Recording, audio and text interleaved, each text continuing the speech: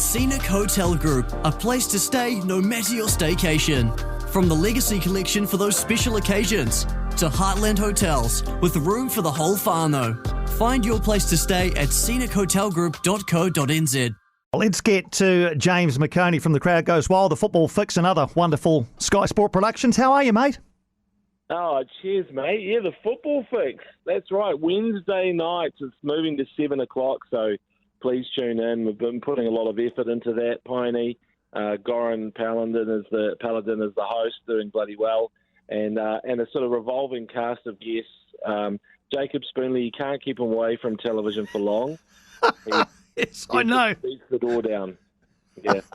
I'm well aware of that. Actually, let's start with A-League. We were in Palmerston North yesterday for the A-League. Did you catch the game?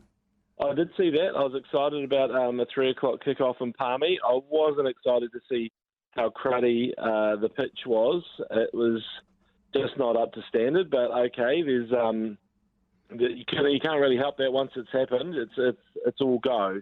But the Phoenix still look really sort of talented, connected, and good enough to do something in the A-League. What about you, Piney? I totally agree, and I think yesterday, unfortunately for the Phoenix, the pitch became a leveller. I think if that game is played in Wellington, and I'm sure he won't mind me saying this, I spoke to David Williams, former Phoenix player and Perth Glory player now, who got 2 goals last night, or yesterday afternoon after the game, and he said, look, if that game's in Wellington, we probably don't win it. Yeah. Or draw it. The Phoenix win it, in other words.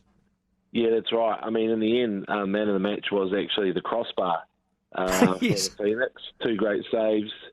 So, look, I mean, I think they're still staying, despite the pitch, despite a couple of big injuries. Clayton Lewis is the latest one where, they're missing someone. Ben Wayne's been signed over to Plymouth Argyle in England. They're missing key personnel, I'd say, but they just look really, really good. And Oscar Zavada, I don't know how they found this guy from the Polish league, but Ufuk Talay and his Spies have done well. So you probably know the stats better than me, Piney.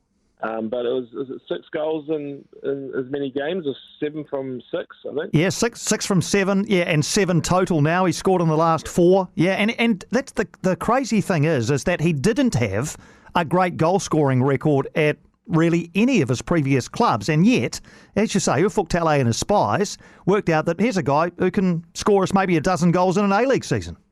Yeah, well, that's the thing. How often do you get someone who you'd say, like 26 years old, he's pretty much reaching the peak of his career, really good athlete. His dad was in the Polish secret police, so he grew up tough. Apparently, he used to have to have boxing matches against his dad, so don't mess with Oscar Zavada. And, I think he's taller than you, Piney. There's at least one player taller than you.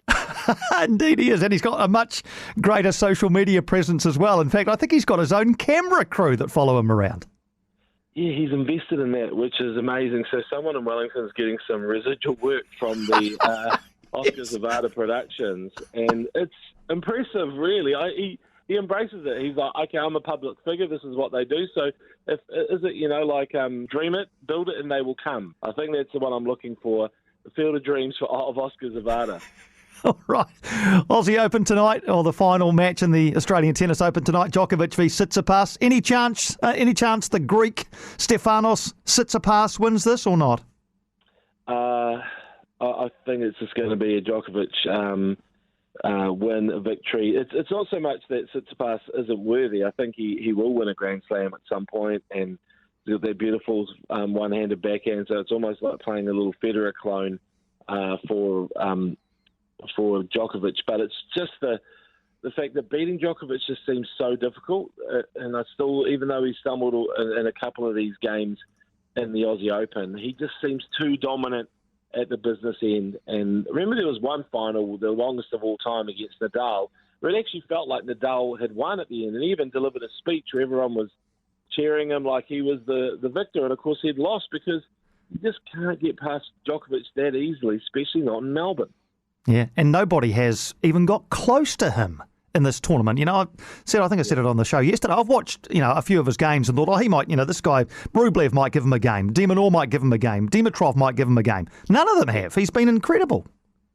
No, exactly. He's going to carry on. I think we've got to revisit sort of rewrite what the GOAT is, because, our older listeners will say, well, it's Rod Laver, 2 calendar Grand Slams, and then for the younger ones, we'll be having the battle between Federer and Nadal, and now Djokovic has sort of joined in on that conversation. But I think you can have GOATs for different things.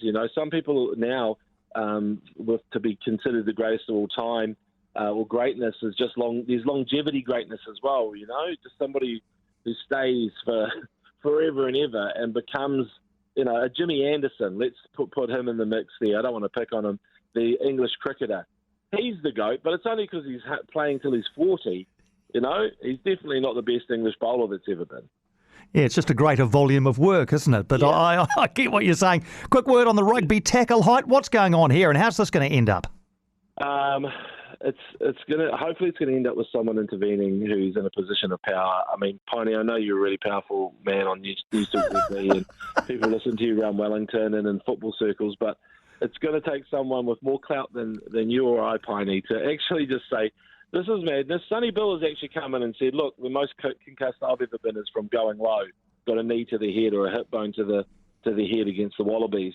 So it's never the high tackle that's the problem, and I think that's what people are going to have to realise. If you play the game on the ground like that and everyone's going low, there'll be, at the speed that the game is played at now, it could be absolute carnage, this whole below the waist stuff. So I think they talked about the nipple. I think it's fine to stick with that as the target area, but just remember, I agree with Sonny Bill. If you go low, you can actually have a lot of problems, and you don't want a knee to the head, or in my case, when I was a junior rugby player here in Auckland, a Ronnie Clark's hip bone. You don't want that. Yeah. No one wants that. No, nobody wants that.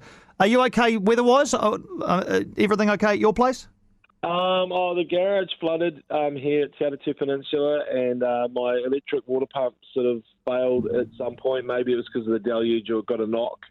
So that was a issue, but I think a few friends of mine have said maybe this is what needs to happen. It's time to go and clean out that garage, cleanse the demons. And today, this weekend has been the start of that, but I do really feel sorry for the other people in Auckland. My heart goes out to them, and some of those houses on a precipice, on a slip, just horrifying. And let's just hope we can clean up, and that we maybe, I look at Wayne Brown just not quite nailing it as the mayor, so he's got some work to do as well. He said he's not going to get out there with buckets, but at least the Phoenix fans got out there with buckets yesterday. I noticed them doing the bucket head thing, so someone doesn't mind getting out with buckets. Love it, James. Always enjoy our chats. Great to see you last weekend as well. We'll catch up again next Sunday. Cheers, mate. Looking forward to it. James McOnie. Crowd goes wild. Kiwi Football Fix and other brilliant stuff on Sky Sport. Follow him on socials as well. You won't regret it.